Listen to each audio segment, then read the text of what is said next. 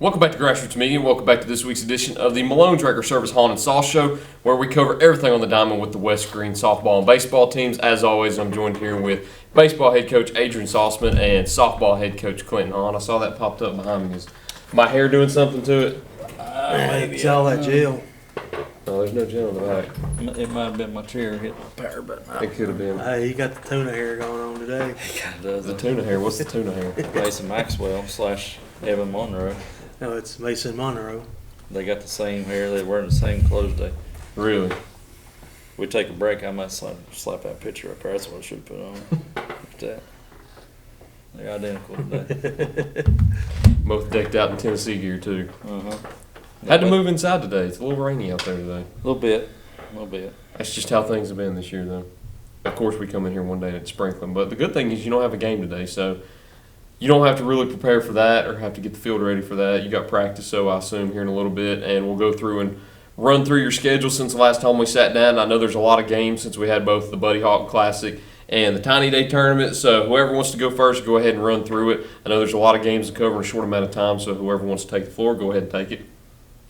Age before beauty. I feel like I'm prettier. Silver Fox over there. Go ahead. Well, Tiny Day. First, that Friday, we had to play Jeff County and Morristown West. Jeff County kind of just came out. I think they put 7 on us in the first. And we ended up playing 5 innings and only scored 3 after that. So, I mean, after we settled down, we played a lot better.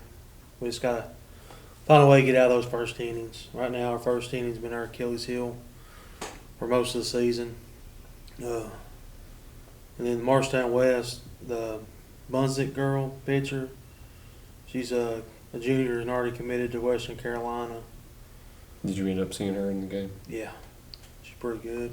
I think it helped us out later on in the tournament, going from seeing that to something a little bit more manageable. It's kind of a confidence boost when you see the velo. It's a little slower. But then we come back on Saturday, had a little bit of rain delay, and then we played Sutherland East. One hit 6-3. Haley Arnold hit her first dinger over center field. Big game, Elmer.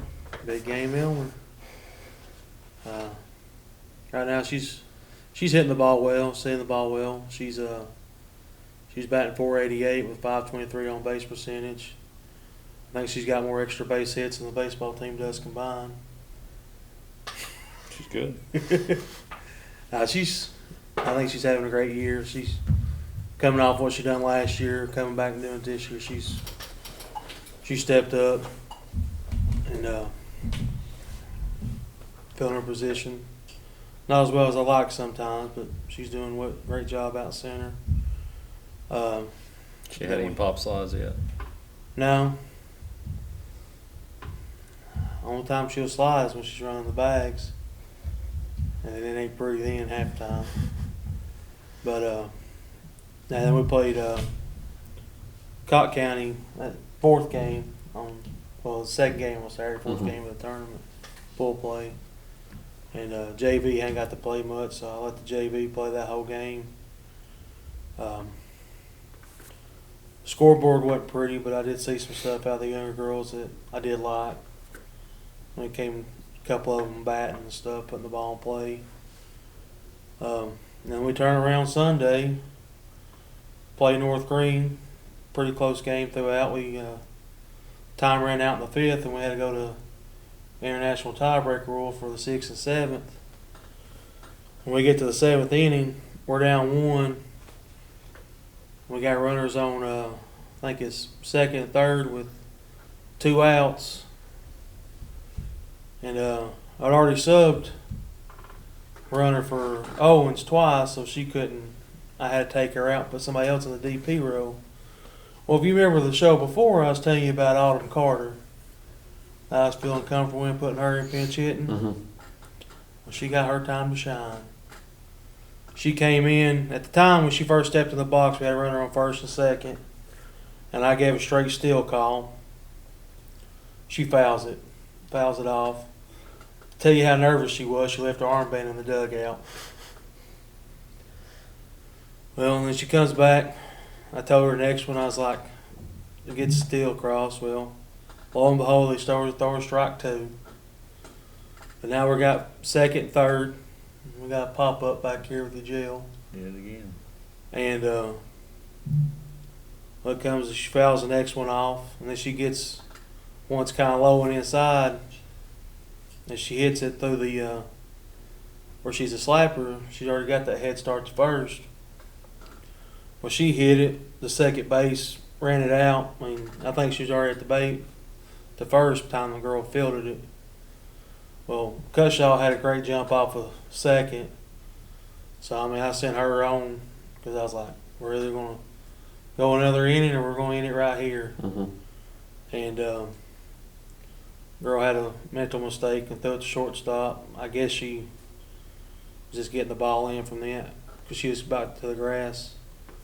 But we ended up scoring on that and won that game to put ourselves in the lower championship bracket against Greenville. Played Greenville well for 4 innings. I think it was like 3-1. And then it was like 4-2, and then they started hitting the ball a little bit. But all in all, we had a good weekend. Tiny day, and then Monday, come back, play North Green here. There was a couple of times we looked like we didn't even know what a softball field looked like. Then we go to South Green. Had a couple of times we didn't know what a softball field looked like. And then we went to Chucky Doak Wednesday night. Done well to about the 4th inning, and then after playing all them games in that short amount of time, our gas tank went to E real quick. And then wheels fell off the bus and passed us up, coming past Walmart, coming back home. But it's good to give them a little break. For the stretch they had, I thought we played pretty decent at times. There's still some bright spots that we had, and we've still got some stuff we got to work on. But all in all, I'm still proud of them. Come back in. They came in ready to work yesterday. Had a decent day of practice. Despite being as tired as, I mean, they've been going since 9 games in 6 days. pretty much. So, Yeah. I mean, I know they're tired. So, but to show up yesterday and still kind of practice and stuff and get stuff done, hats off to them. I know you had a lot of games too throughout the Buddy Hawk Classic. You finished up your conference regular season with a game against Johnson County too, and you had a county game also with North Green last night. Senior night with Hancock County. We had a lot to preview last week, and we've got the chance to cover it now. So take me through what you've had in the last week. We had that Kentucky team, Knox Central, on Friday night. Disastrous first inning. I think we had 3 errors in it. They scored 6, and the final score ends up being 7-2. It was a good team too. They beat University High the game after that, which UH is good. Beat them, I think, 7-4. 7-2 was the final though in that one, and we pitched well. So we did. First inning defense hurt us quite a bit. Scratched a couple off there, I think 5th or 6th inning, something like that. Kind of cut it down a little bit, give ourselves a chance, but a little too late, I guess. So next day we come back, we get Knox Carnes, 418. Drew Patterson there from Cherokee, coaching over there now. Felt good to beat them. It was, for a little bit of time there, it kind of felt like a district game. It got pretty tense there for a minute. So that was fun though, and Braden gave us I think 5 innings in that, and then Mason come in, got the 2 inning save, and had some timely hits. Good defense behind. So it's good to get that win, and then we got, what did we have Monday? Hancock County Senior Night. Hancock, yeah. They, the guy was telling me they graduated 4 starters from last year, and then they had their other 5 returning starters have all quit. Wow. For one reason or another. So they were not nearly the team that they have been the past 2 or 3 years. And then they had several other games during the week, so we saw pretty much we just saw everybody for 25 pitches, and they were just rotating in and out. We threw Ethan Carpenter in that one, young guy. We're trying to get some experience because we know we'll need him in the tournament. Through a complete game, after 2 innings, they had thrown 42 pitches. Kind of talked through a couple things there, and then the last 2 innings, I think he goes in 19 or 20 pitches. So did a much better job there, kind of settling in. I think that was his first career start too, so probably a little bit of nerves with it. But it was good to see from him. And obviously, good team execution in that one. Tuesday GP. Regional game for us. They finished 4th or 5th in that district over there. I can't remember where they finished at. But it's good to see kind of where we stack up as far as, like Pigeon Forge and Alcoa. I mean, you look at it, they should probably be the 2 teams that emerge from that district for the regional round. And if we were fortunate enough to make it, that would be probably who would be playing. So you kind of see our scores versus their score against them. Kind of go from there. And we threw Connor in that game, and another guy that we're trying to give a little bit more experience to, because we know we're going to need him if we're able to make a run. And he threw it really well. Complete game, and I think 89 pitches is what it was. I think 5 or 6 of our runs come with 2 outs in that game too. So some timely hitting, good defense, good pitching. Wednesday we have more of the same. Braden goes out. It's a Johnson County game, so it's our last district game. I think the final was 8-2, but it wasn't. It was a close game.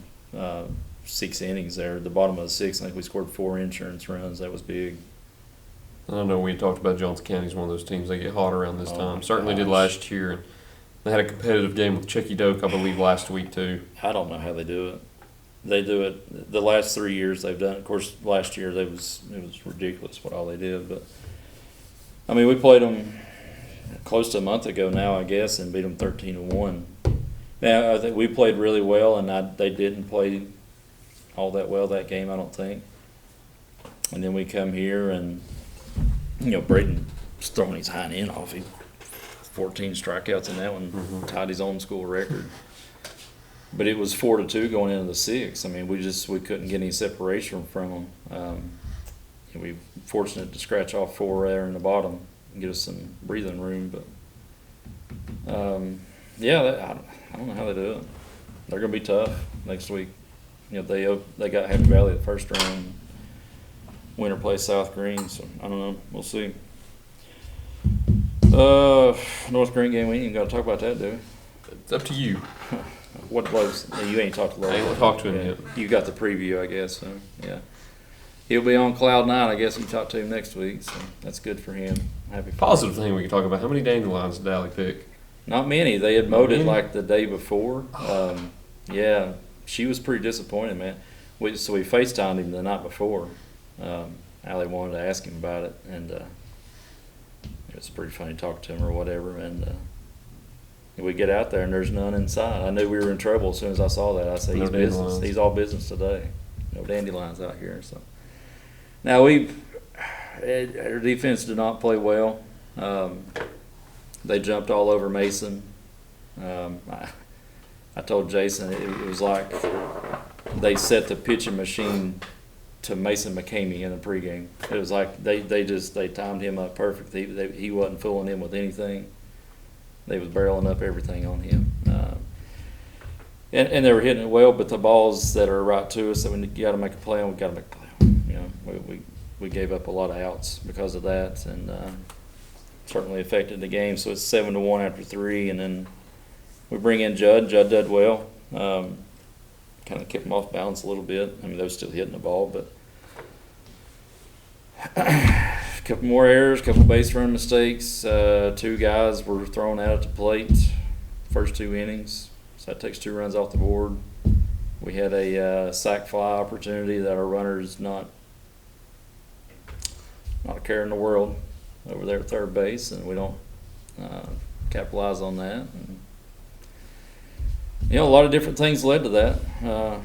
But we battled back. I mean, it was 9-7 was the final, and we had all the momentum in the sixth. And in the top of the seventh, we get the leadoff guy on and sub a runner in for him, and then the runner gets picked off. So, I don't know. Frustrating game. Do you think he mowed those dandelions to play mind games? He might have. You never know with him. But he also, we were talking about it during the JV game. We had going into that game, we had won 11 out of 12. He said, "Really, you're due for a bad game." I said, "Man, you're probably right, but dang it didn't have to come against you." Would you rather it come against him or a conference opponent, though? You're right. I'd rather them not happen at all, But when it comes down to it, is North Green the one non-conference opponent you would like it happen to the least? Sure. Because that's there's levels to it, but yeah. I think that's all we got on the recap, though. I know you played, I think, more games in this last week than you had up to that point during the season. And for you all, I mean, it feels like we're going back to the first time we did an interview in the cafeteria where we had so many games to run through with both tournaments you all played over the weekends, but don't have much left in the season. You got one game, you got 3 games on 2 different dates. We'll go ahead and preview those in just a minute, right after this break here on Grassroots Media.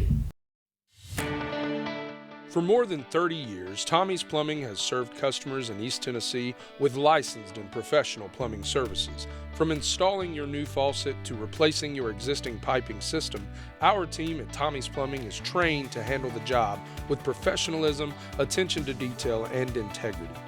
By offering warranties on most products installed by our technicians, Tommy's Plumbing stands behind our work, ensuring that your plumbing needs are not only met, but that your problem is solved for the long term. When you need reliable and professional plumbing service, Tommy's is the only call to make. So give us a call today and let us show you the Tommy's difference.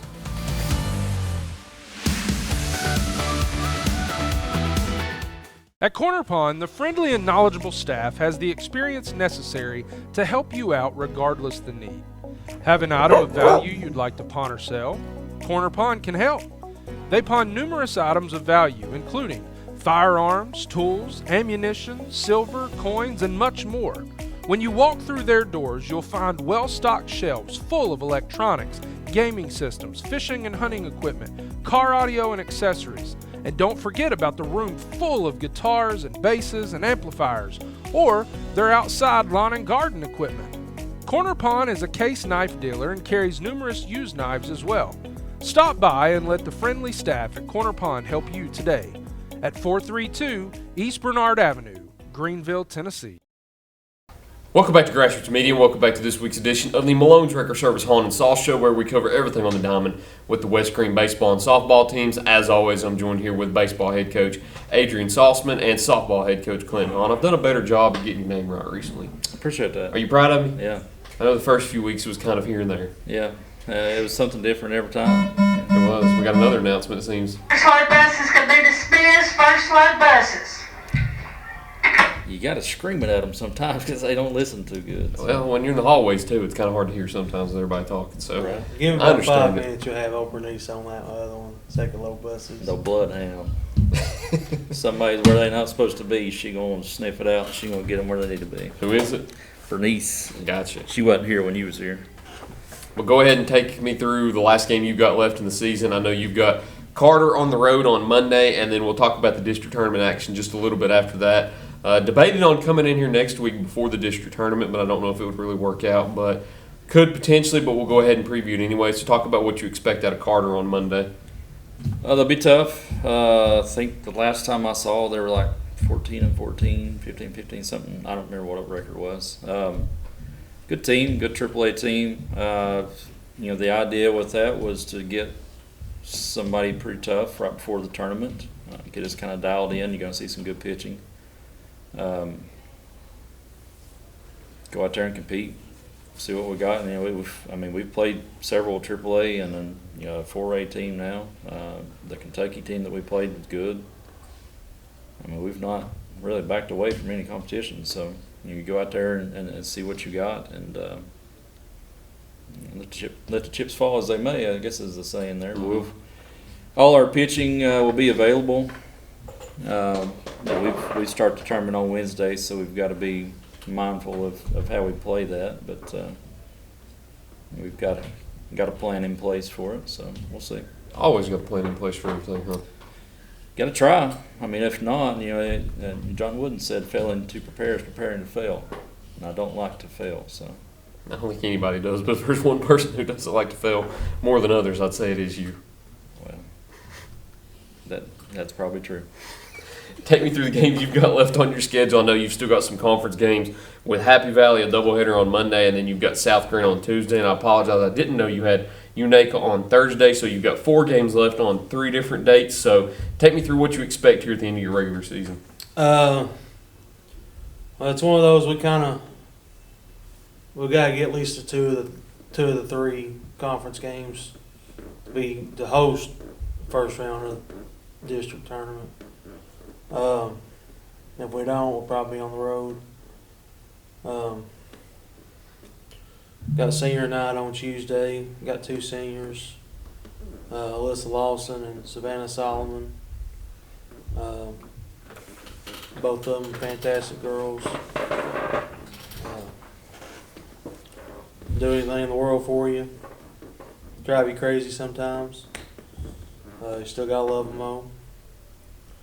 Then go to UNACA on Thursday, and it's another one of those you kind of see a pretty decent ball team, like Coach was talking about. Second low.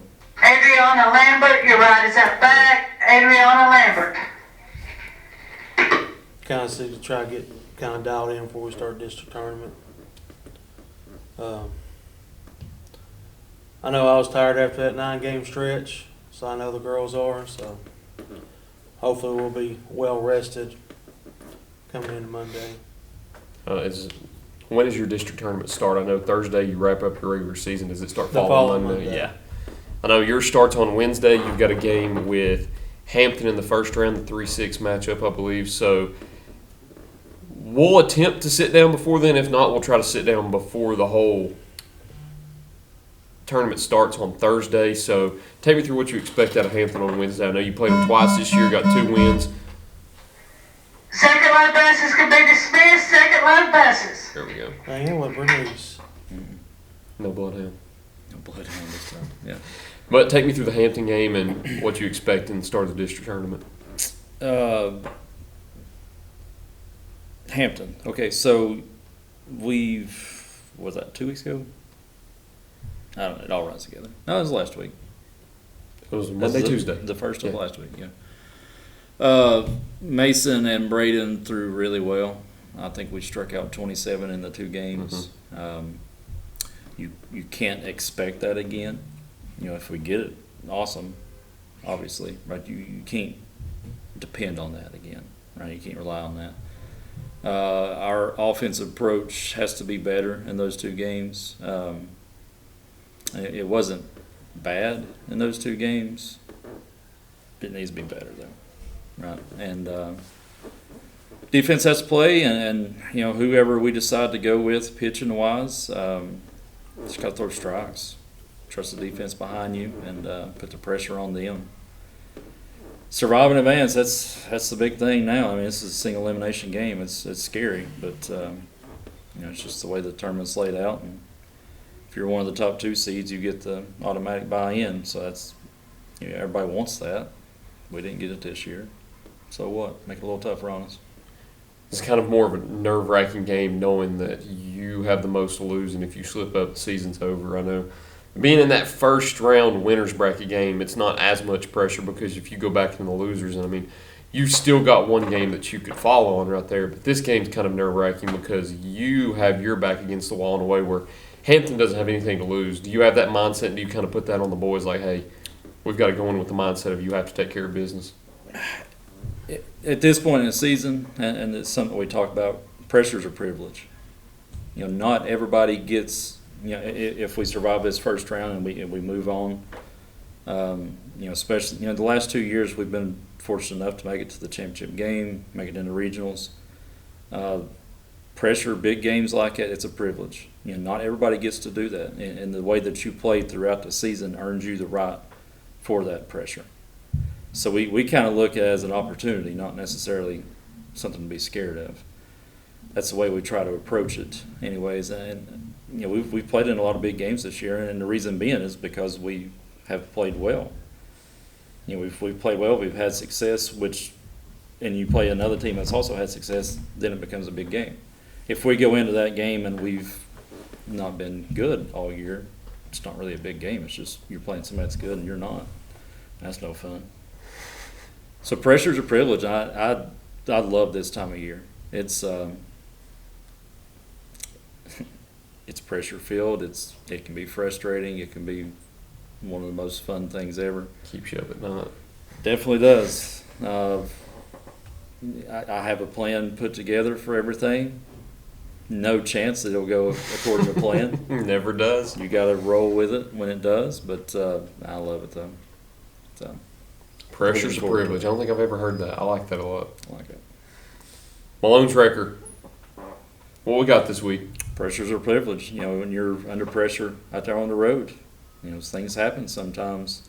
Sometimes you don't always drive real good, right? And sometimes pressure gets to you a little bit. So when you do wreck, call my good buddy Hop at Malone's Wrecker. You got anything for us there? There you go. I think it's all we've got this week. You got practice. Yes. Got practice. Gave the varsity guys off. We've had 6 games in 7 days, so they got off, and JV's out. We're gonna hit around with this. All right, I'll let y'all get to it. Thank you all for watching this week's edition of the Malone's Record Service Haun and Sauce Show. Look forward to seeing y'all next week here on Grassroots Media.